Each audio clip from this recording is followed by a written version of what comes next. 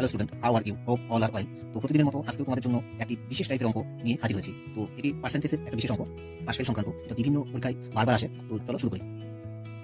একটি পরীক্ষায় 80% ছেলে ইংরেজিতে এবং 85% গণিতে পাস করে, যেখানে 75% ছেলে উভয় বিষয়ে পাস করে। যদি 45 জন ছেলে উভয় বিষয়ে ফেল করে, তো কতজন পরীক্ষায় বসেছিল? তো কিভাবে করবো? তো এটা আমরা বিশেষ ট্রিকের সাহায্যে করবো, খুব সহজে করা যাবে। তো প্রথমে আমি সূত্রটা লিখছি, ট্রিকটা মনে রাখবা। তাহলে এক্ষেত্রে আমরা কি দিয়ে করবো? যে সংখ্যাটা দেওয়া থাকবে সেই অনুযায়ী কাজ করতে হবে। তো এতজন উভয় বিষয়ে ফেল করে, তো ফেলটা আমাদের ফাইনালি বের করতে হবে। তো ফেল বের করতে গেলে আগে আমাদের হচ্ছে এখানে পাস দেওয়া আছে, তাহলে পাস, মোট পাসটা বের করে নেবো। তাহলে মোট পাস কত হবে? মোট পাস, মোট পাস, তাহলে দুটো সাবজেক্ট আছে, ইংরেজিতে পাস, শুধু ইংরেজিতে পাস প্লাস শুধু গণিতে পাস মাইনাস মাইনাস কি করতে হবে? উভয় বিষয়ে পাস, উভয় বিষয়ে পাস। এটা আমাদের ফর্মুলা মনে রাখতে হবে। তো ইংরেজিতে পাস কত?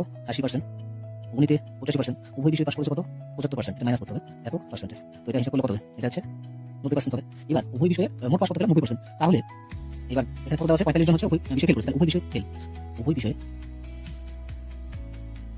ফেল, উভয় বিষয়ে ফেল কত হবে? সবসময় আমরা 100 মাইনাস মোট পাস বিয়োগ করবো, 90।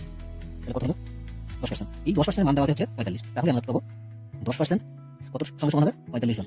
তাহলে এখান থেকে 1% মানে কত হবে? 1% মানে 10 দিয়ে ভাগ করলে এটা 45 বাই 10, আর 100% মানে এটা 45 বাই 10, এটা 10 ইনটু 100। এটা হিসাব কত করলে 450 হচ্ছে। তাহলে মোট পরীক্ষার্থী তাহলে কত? 450 জন। তাহলে এক্ষেত্রে সঠিক উত্তরটা হয়ে গেল 450 জন। ঠিক আছে? এবার এইরকমই এই কনসেপ্টের উপর বেস করে আমি আরেকটি অঙ্ক তোমাদের জন্য হোমওয়ার্ক হিসেবে রেখেছি। এটা তোমরা হোমওয়ার্ক করে কমেন্ট সেকশনে উত্তরটা জানাবে কত হবে। তো একই রকম ভাবে এই আমাদের হচ্ছে কনসেপ্ট মাথায় রাখতে হবে। কি দেওয়া আছে? পাস দেওয়া আছে, তাহলে মোট পাস বের করে নেব। আর এখানে ফাইনালি দেওয়া আছে উভয় বিষয়ে ফেল দেওয়া আছে, তাহলে উভয় বিষয়ে ফেল বের করব। আর এই অঙ্কটা এখানে একটু আলাদা করে বলা আছে, আমি একটু হিন্টস দিয়ে দিচ্ছি। কোন পরীক্ষায় 62% ছাত্র অঙ্কে ফেল করে আর 52% পাস করে ইংরেজিতে। এখানে ফেল পাস দুটো একসঙ্গে দেওয়া আছে, আর 22% হচ্ছে দুটি বিষয়ে ফেল করে, আর বলা আছে 108 জন পরীক্ষার্থী দুটি বিষয়ে পাস করে।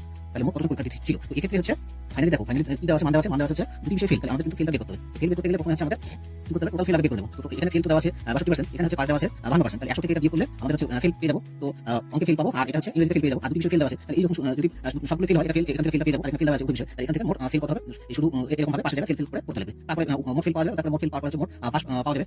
100 থেকে বিয়োগ করবো, 100 থেকে বিয়োগ করলে মোট পাস, উভয় বিষয়ে পাস পাওয়া যাবে, উভয় বিষয়ে পাস পাওয়া গেলে তারপরে শর্ত প্রয়োগ করলে হয়ে যাবে। তো এইভাবে এই অঙ্কটা করে তোমরা কমেন্ট সেকশনে উত্তরটা অবশ্যই লিখবে।